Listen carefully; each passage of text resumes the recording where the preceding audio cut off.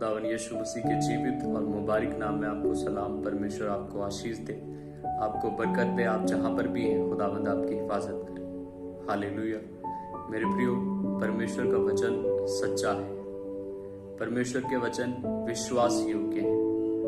हम अपने जीवन की हर एक बुरी से बुरी परिस्थिति में, हर एक सरकमस्टांसेस में, हर एक सिचुएशन में हम परमेश्वर के वचनों पर भरोसा करके, विश्वास करके उनमें से बाहर आ सकते हैं।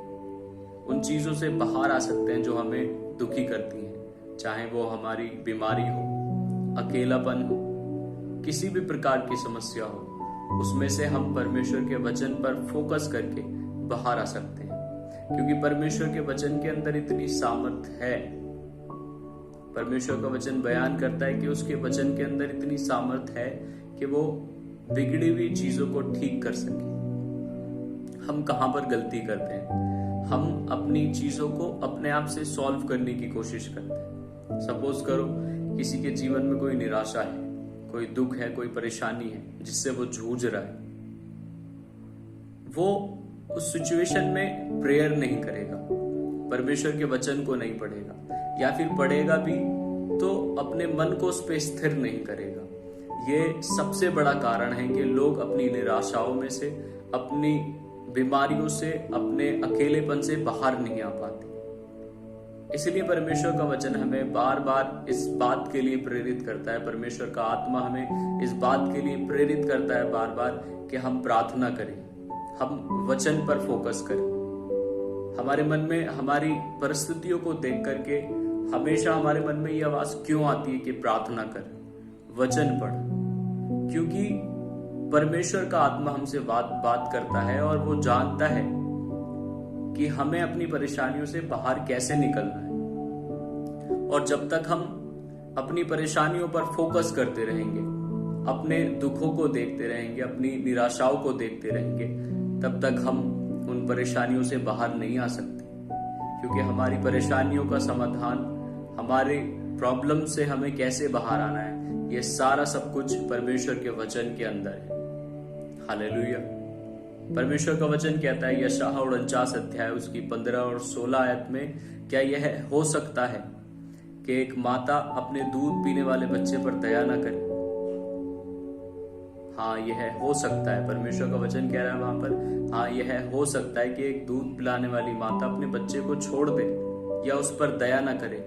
लेकिन वो मेरे और आपके विषय में कहता है कि उसने मेरी और आपकी तस्वीर को अपनी हथेली पर खोद करके बनाया है और वो हमें कभी नहीं भूल सकता। इस वचन का मतलब क्या है? इस वचन का मतलब यह है कि हर वो इंसान जो अपने आप को अकेला महसूस करता है, किन्हीं दुखों से, किन्हीं परेशानियों से, किन्हीं निराशाओं से, किसी अकेलेपन से, उसको इस वचन पर फोकस करने की जरूरत है कि मेरी सिचुएशन, मेरी परिस्थितियां मुझसे क्या कह रही हैं, इस पर नहीं बल्कि परमेश्वर का वचन मुझसे क्या बात कर रहा है, मुझे इस पर फोकस करने की जरूरत है। हमारी गलती यह है कि हम वचन पर फोकस ना करके अपनी परिस्थितियों पर फोकस करते हैं। इस बात का शैतान पूरी रीति से फायदा उठाता है।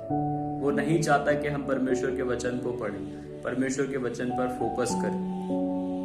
तो परमेश्वर का वचन आज आपको सिर्फ यही समझाना चाहता है कि आपकी हर एक समस्या का हल परमेश्वर के वचन के अंदर है। अगर आप किसी निराशा से, किसी अकेलेपन से, किसी भी दुख से गुजर रहे हैं, आप सोच रहे हैं कि आप अकेले हैं, आपका कोई नहीं है, आपको अपने भविष्य की चिंता है, आप परमेश्वर के वचन पर फोकस करें और गौर करें कि मेरी परिस्थितियों के विषय में परमेश्वर का वचन क्या कहता है। परमेश्वर के वचन में लिखा है नीति वचन 3 अध्याय में कि अपनी समझ का सहारा ना लेना, अपनी बुद्धि का सहारा ना लेना, वरन संपूर्ण मन से यहोवा पर भरोसा रखना, तब वह तेरे लिए सीधा मार्ग निकालेगा।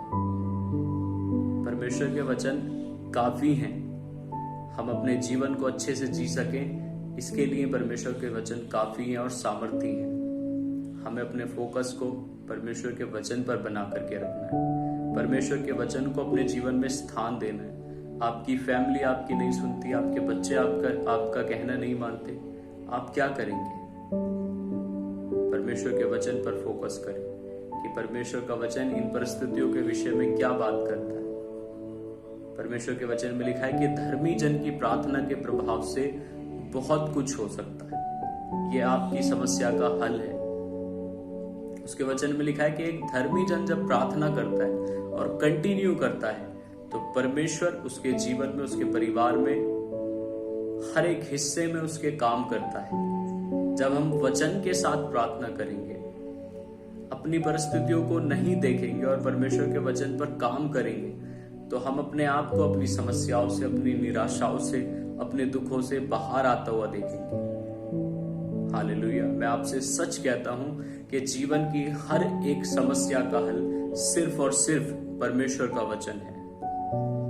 परमेश्वर के वचन को पढ़ें, बाइबल पढ़ें, परमेश्वर के वचन पर गौर करें। सब कुछ परमेश्वर के इस जीवित कलाम के अंदर लिखा हुआ है। कोई समस्या, कोई दुख ऐसा नहीं जिसका समाधान परमेश्वर के वचन के अंदर ना। हालेलुया। तो आज से एक निर्णय लें कि मैं परमेश्वर के वचन को पढ़ूंगा, समझूंगा, परमेश्वर के वचन के ऊपर मेडिटेशन करूंगा, ध्यान लगाऊंगा और अपनी परिस्थितियों पर फोकस नहीं करूंगा। तो इन वचनों के द्वारा परमेश्वर आपको आशीष दे, आपको बरकत दे। आप जहां पर भी हैं, खुदावंद आपकी हिफाजत करे। सबको जय मसीह।